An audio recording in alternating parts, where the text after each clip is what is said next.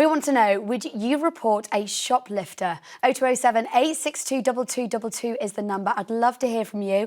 Maybe you've seen a shop theft yourself. What did you do? According to the latest figures, shops are now reporting an average of 2 thefts per minute to police across the country.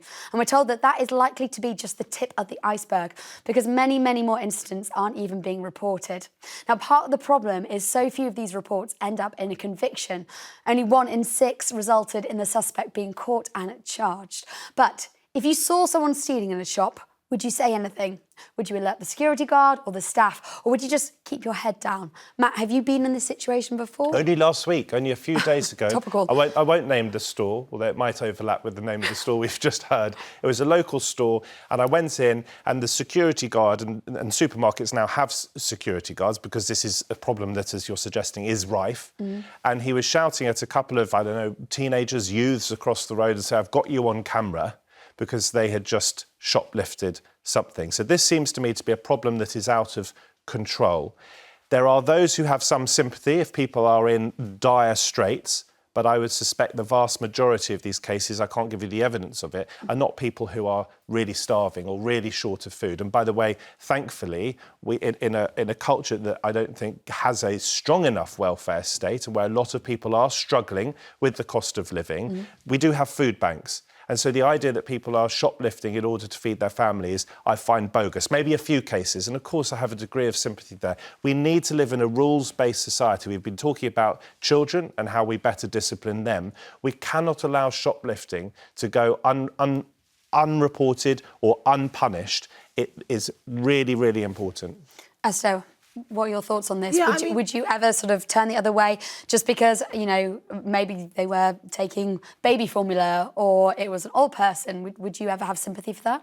I mean, I do find it interesting that people who are in such dire straits that they feel the need to steal baby formula wouldn't just ask members of the public, "Hey, I need to feed my child." Like, I feel like I find it interesting that humbling yourself to ask a member of the public to please help you buy baby formula, which I think most people would be touched by, is beyond the pale. But committing a crime and stealing it and potentially affecting people lower down the chain who will probably lose their jobs if the business keeps losing money, that's somehow, you know, the better route. I would of course report it because it's a crime. Like I'm witnessing a crime. My confidence in the police actually doing something about it could never probably be lower.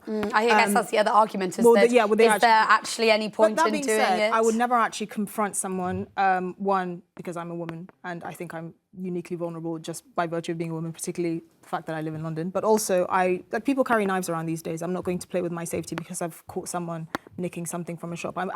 If I was in Ghana, I would do that because I think that's a culture where you can call out someone for doing something wrong and I can feel reasonably safe that they're not going to stab me. But in London, we live in it's a city that basically no one knows anyone. I think even security guards would agree with you. I mean, security guards are there, but I doubt that they would physically intervene. Well, they can't actually. They can't physically restrain someone shoplifting. They can ask them to put it back, but it's actually legal for them to get physical with the person, which I think negates the purpose. I'm not sure that's right because you can have security guards have told me this. Really? Okay, I'm surprised. They can ask you to put it back, but they can't phically restrain you or take the item. Because you can make a citizen's arrest, as far as I'm aware.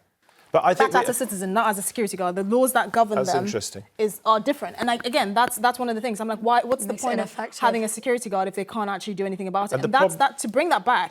Corner shops, these small shops that are the biggest victims of shoplifting, can't afford to have security guards. They can't afford to have people to protect them. And that's what really irks me. And the real one, I think, at the heart of this, I'm not sure it is cost of living, because I think a lot of this is just probably teenagers nicking stuff for dares or because they want stuff that they can't afford. I think at the heart of this is that the police are under-resourced. And when we live in a society, as we do at the moment, where there is so little money, or we're told there is so little money to go around, and we desperately want to invest in the NHS or in social care and so forth, and indeed capital investments, as I'm sure we'll see in the budget later this week, if there isn't enough money to fund a service like the police, they're not going to have the resources to investigate, even if these things are reported. And then, by the way, our prisons are chock-a-block. Yeah, that's a very good point. Do we send people to prison? I want to go to Claire, because Claire, you work in a shop. You're from Leeds. Tell me, do you experience shoplifting? Do you see it all the time?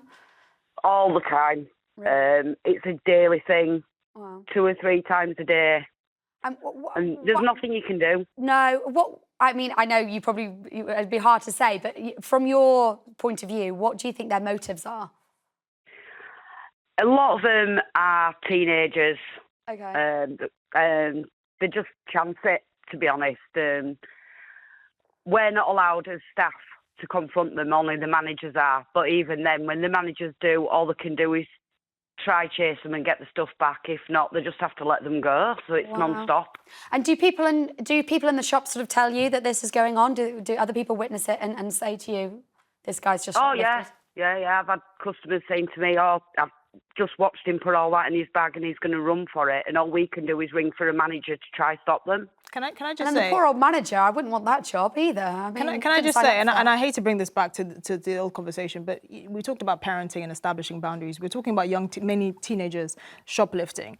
If their parents had established strong boundaries at home, if they made it clear that it's unacceptable, if they didn't steal from shops knowing that they'd go home and just get a talking down to, oh, don't do that again, they probably wouldn't do that. If my parents caught me shoplifting, I'd probably get a smack somewhere and I would never, ever forget it. But we have a society now where young children know that they can push the boundaries and that nothing is going to be done because apparently we see a young helpless child not learning their lesson and mean old parent are yelling at them or smacking them or whatever. Can I remind you, there isn't a ban on smacking at the moment? Not in England, but in Scotland and Wales. So there's still shoplifting in Scotland. This is not just an English problem. This is a UK-wide problem. So I'm just pointing that out.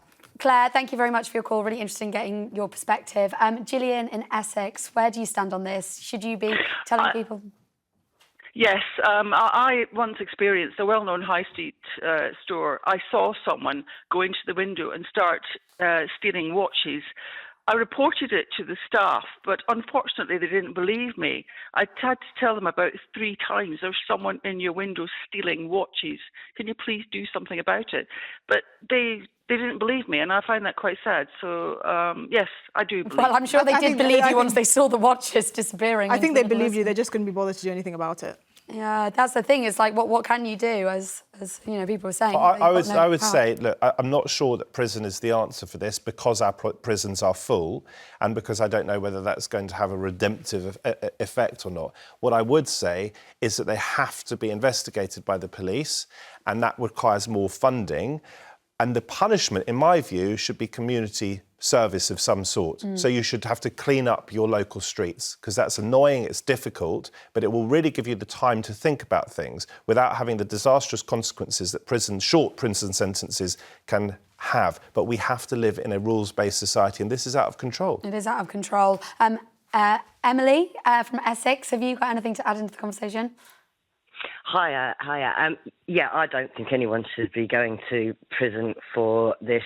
But what my point was, I used to work in a place, I've worked in a few places, lucky me, and the policy there has been if someone's come in and they try and rob you, you give them what they want. I've worked in different money places or different, it doesn't matter where you work because of your safety. Yeah. And I do want to point this out before anyone starts running around going, oh, they're shoplifting, because of knives and or just because people are in a really bad situation when they're shoplifting. Yeah. And they could be dangerous. They could be at the end of their own tether. So I just want to make sure that people don't just do that because of their own. We were told never to confront. Do that. After they'd done the robbery, obviously then we went to the police, the company went to the police and reported it, and then so it was reported it. But so yeah, just for people's safety, I just want them to be aware that, it's not always the best case